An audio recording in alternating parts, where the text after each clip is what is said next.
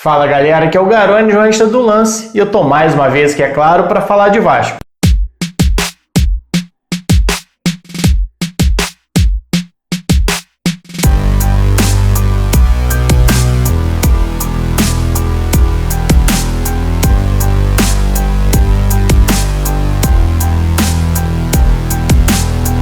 E aí, quanto vale o Marrone? Faço a pergunta para vocês porque surgiu a notícia nessa quinta-feira sobre a possível ida dele para o Atlético Mineiro, com o Galo pagando 3 milhões de euros pela negociação. E logo depois que surgiu esse assunto, a torcida vascaína se mobilizou em rede social, em grupo no WhatsApp, questionando se o valor é muito baixo, se o valor é muito alto, muita gente sendo contra a saída dele, alguns sendo a favor também. E eu resolvi fazer esse vídeo aqui para analisar, será que esses 3 milhões estão dentro do que o mercado hoje oferece para esse tipo de atleta? Qual é a prateleira que hoje o Marrone se encontra no futebol brasileiro e no futebol internacional? É possível vender por mais? Então vou trazer para vocês aqui alguns comparativos com algumas negociações recentes e mostrar alguns números do Marrone para a gente entender em que nível que ele está hoje e por quanto que essa negociação deveria sair caso realmente se concretize. Então deixe aqui nos comentários a sua opinião se você venderia o Marrone por 3 milhões de euros. Se você é novo por aqui, se inscreve aqui no canal e deixa seu like também. Bom, a primeira coisa que a gente tem que entender é mais ou menos como o mercado funciona. É claro que não há sempre um padrão de compra e venda de jogador, não tem uma idade limite para o jogador ser negociado para a Europa, mas a gente vê que cada vez mais as grandes negociações de futebol brasileiro surgem de atletas ali até 20 anos de idade. E a grande maioria desses jogadores, na verdade, são monitorados desde os 14, 15 anos de idade, desde seleção brasileira, principalmente, chama muita atenção no exterior. Então, quando esse atleta chega ali aos 18 anos, que é quando ele pode se transferir para fora, já tem um leque de 12, 15 clubes interessados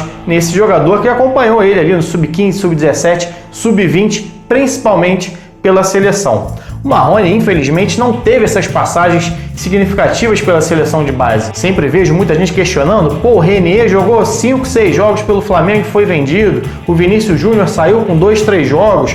Verdade que isso é muito comum, não só no Flamengo. O Felipe Coutinho, por exemplo, foi vendido pelo Vasco com 16 anos de idade e só se transferiu depois que completou 18 anos. Esses são exemplos claros do que eu falei aqui, do jogador que é monitorado desde os 14, 15 anos de idade, que não precisa se destacar nos profissionais para sair. Os clubes já sabem as características desse atleta e fazem questão de pagar muito alto por eles exatamente para terminar sua formação lá fora. Porque tecnicamente esses jogadores são acima da média e a ideia do europeu é implantar nele essa consciência tática que muitas vezes falta no Brasil. E quando chega nesse clube lá fora, ele não tem obrigação de se tornar o craque do time da noite para o dia. É o caso do Paulinho, por exemplo, no Bayern, que joga muito pouco. Muita gente questiona, o Paulinho tinha que ter mais minutagem. Mas quando ele chegou, estava dentro do planejado já ele passar um período de adaptação, de compreensão do estilo de jogo, da ideia do modelo de jogo do treinador, para que primeiro ele compreenda as tarefas que tem que exercer dentro de campo,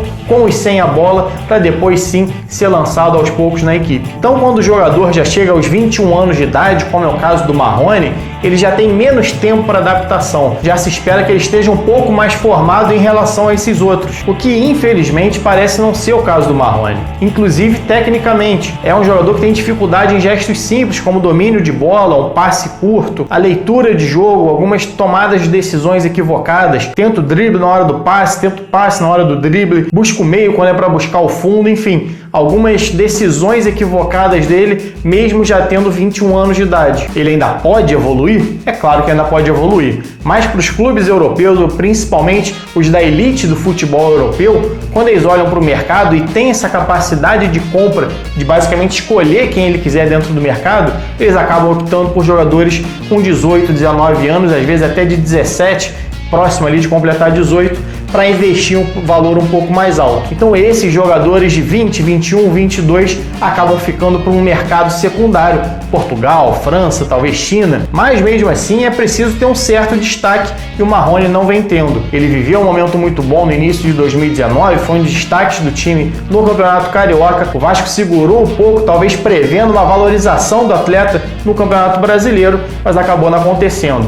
E não dá nem para dizer que foi um erro do Vasco. A tendência era ali que o Marrone evoluísse no Brasileiro, tivesse um pouco mais de destaque, mas o Vasco não foi bem como coletivo, não fez uma grande campanha, apesar de ainda ter sido melhor do que as últimas. E essa valorização do Marrone não veio, assim como não veio no início de 2020, atuando na mão do Abel Braga. Ainda assim, eu acho que o valor de 3 milhões de euros está muito dentro do que o mercado hoje procura. Vale lembrar que são 3 milhões por 70% dos direitos econômicos, ou seja, fazendo aí uma regrinha de 3 rapidinho, na verdade o valor de 100% do Marrone giraria ali em torno de 4,2 milhões de euros, o que daria, se transformando em real nesse momento, um pouco mais de 24 milhões de reais. E ao Vasco, pelos 70%, daria cerca de 17 milhões e meio. E por que eu acho que esse valor está dentro do mercado? Em janeiro, o Palmeiras vendeu o Arthur, que disputou o último brasileiro pelo Bahia, por 25 milhões de reais para o Bragantino. Como disse aqui, 100% do Marrone custaria 24 milhões, 24.300, praticamente o mesmo preço do Arthur,